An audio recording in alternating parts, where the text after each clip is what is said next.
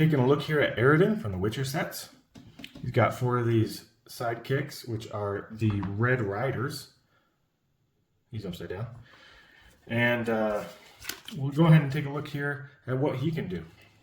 He's a melee fighter with 14 health. The Red Riders are also melee, and there's 4 of them. He has a move value of 2. His ability is, while all of your Red Riders are defeated, Eredin is enraged. If Eredin is enraged, add +1 to the value of your combat cards, and your move value is 3. Starting off with Eredin's cards here, attack of 4, 3 boost, 3 copies, backhand. After combat, your opponent puts 1 random card from their hand on top of their deck. If Eredin is enraged, they discard it instead. Brutal Strike is a 2-value attack, 3 boost, 3 copies. This card's effects cannot be canceled. During combat, if your opponent's card has an immediately effect, ignore their card's value. Portal Defense, it's a 0 defense, and 2 copies. Immediately, Eredin swaps spaces with an adjacent friendly fighter. That fighter is now the defender. After combat, if Eredin is enraged, draw 2 cards. Implicable, 3-value defense, 3 copies, and 3 boost. If Eredin is enraged, you may play this card as an attack. During combat, you may boost this card. Might of the Ain Alley, 2 copies. Scheme, draw 1 card, gain 1 action. The ongoing effect is Eredin does not take damage except combat damage or from exhaustion. Discard this card at the end of your turn if you didn't attack. Foul Purpose, 3-value attack, any.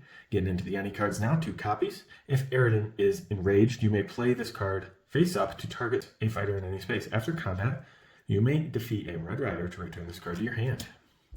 Icy Guile, 3 copies, 2-value versatile. Immediately, if Eredin is enraged, cancel all effects on your opponent's card. During combat, you may defeat a Red Rider to ignore the value of your opponent's card. Wild Hunt, 3-value versatile, 3 copies. After combat, deal 1 damage to each opposing fighter that is adjacent to at least one of your fighters. If Eredin is enraged, deal 2 damage instead. 4-value typical skirmish, 3 copies. After combat, if you want to combat, move one of the fighters in combat up to 2 spaces. Close for the kill, a 4 boost value, 3 copies, and anyone can use it. Draw 2 cards. Move each of your fighters up to 3 spaces, then you move through opposing fighters. Unyielding Hordes is the Red Rider card. It's the only one that is in the deck that's specifically for them. There are 3 copies. 1-value attack. Immediately return a defeated Red Rider to any space. During combat, add +1 to this card's value for each other friendly fighter adjacent to the opposing fighter. Alright, taking a look here then at what Eredin can do and how we might be able to use him better in combat, in battles. So it's nice that you have 4 sidekicks, right? Because they can meet shields for you, and you'll be able to use them for some of your effects and such, as we will see. 14 is just a regular amount of health, but the nice part is you're getting +1 on all your combat cards. So as we go through these cards and look at his deck and what he can do, keep in mind you're getting +1 when these guys are dead. And you'll be able to move 3. So starting off here, looking at backhanded, is your highest value, base value attack card. Obviously, you want this card to, you'll want to use it when he's enraged because you want him to discard it. Putting it back on top could keep them on the back foot in a match, but typically this is just better to play when you are enraged. Okay, Brutal Strikes. This one I find not that useful. Now, there are a few characters in this game that this attack could be useful against. This can't be canceled, and you ignore their value, so you can go into a 2, or like even something like Bigfoot's 3-value defense. You're going in with a 3 if it's if you're enraged, and if not, it's still 2 free damage. You know, it kind of works like Robin Hood's highway robbery card for his sidekicks. Then we have Portal Defense. This is a great defense because you have 4 of these guys to work with, 4 sidekicks to kill off. And essentially, if you do this, you're just swapping it out. If they're dead, it's a 1 value. And if you're enraged, you're drawing 2 cards anyway. So you're ready to fight and be back in the fray, even if you took some damage. Implicable. This card I find pretty useful as an attack card. So I like being enraged because you can get it up to a 7 plus 1, so that's 8, because you have a 4 right here. So, and that's what I would use this for, at least one of these, because you have 3 copies of Close for the Kill. So you had 4, and then you had the plus 1. That you're getting an 8 value attack if you use this on attack. And you have 3 copies of those in the deck to be able to use, and you have 3 of these as well. So that's possible 3 times you could do that. Possible, probably not going to happen though. And definitely don't rely on that. This is nice for just drawing a card and getting an action, right? But it sets up the ongoing, which you're not taking damage, except through exhaustion, of course, and combat damage. So effects on cards like Loki's Baldur's Downfall, you can use that to attack him and not take damage yourself. Or, there's so many instances that this could be used, especially with all these effect damage and like ping damage ability characters like Tomoe or Medusa and stuff like that. This is a very important card for your deck in some matchups. Some matchups is almost ineffective. If I'm remembering correctly, pretty much every character can somehow damage you other than combat damage. I'm trying to think of someone that can't, but I cannot right now.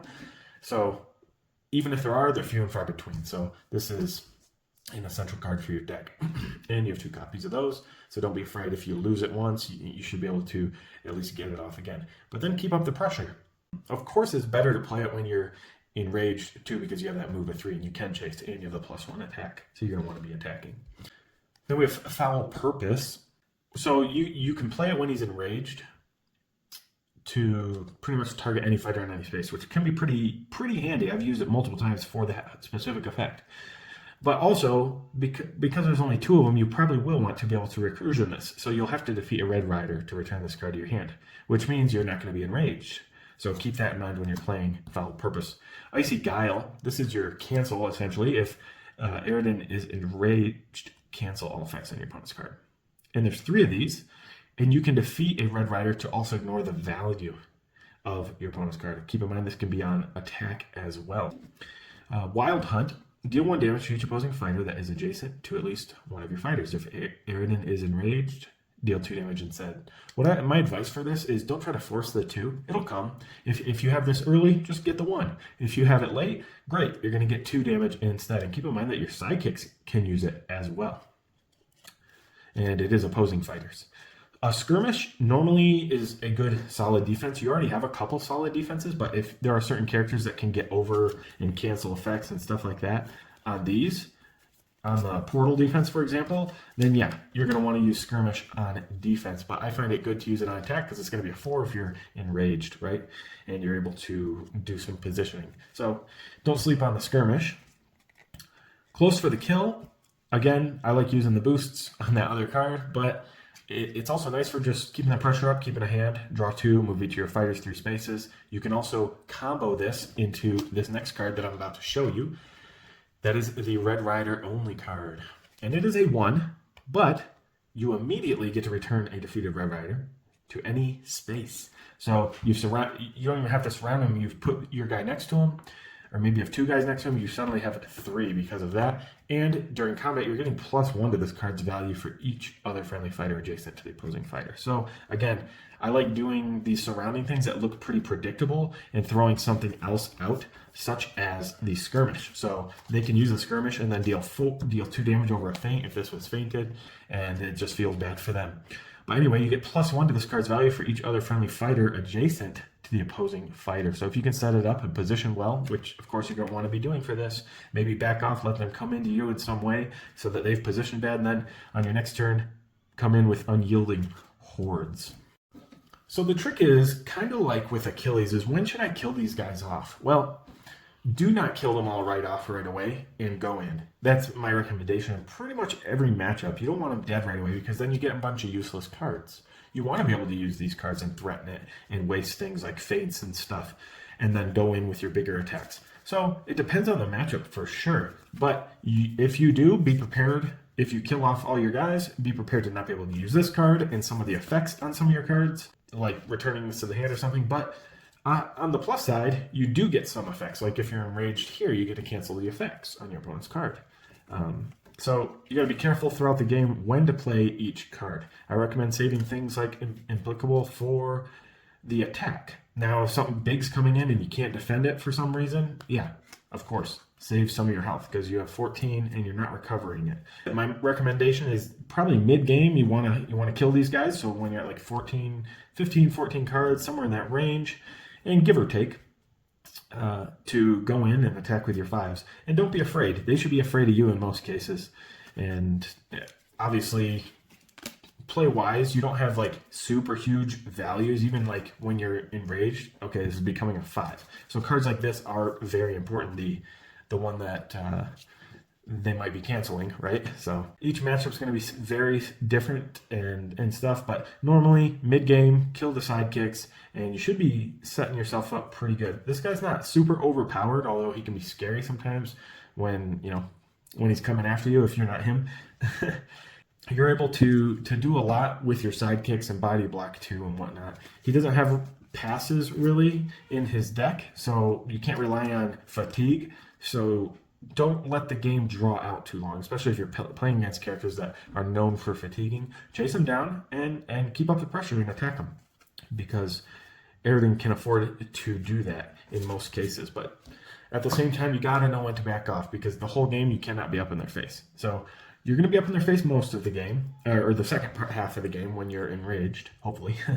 But there's 1 or 2 times during that second half of the game where you do need to know when to back off. Keep in mind this card and your win condition as you're looking at the opponent and deciding what to do for the game. If they're all about that ping damage and those effect damage, then you want to make sure that you keep this on the board, so you're going to want to be attacking every turn.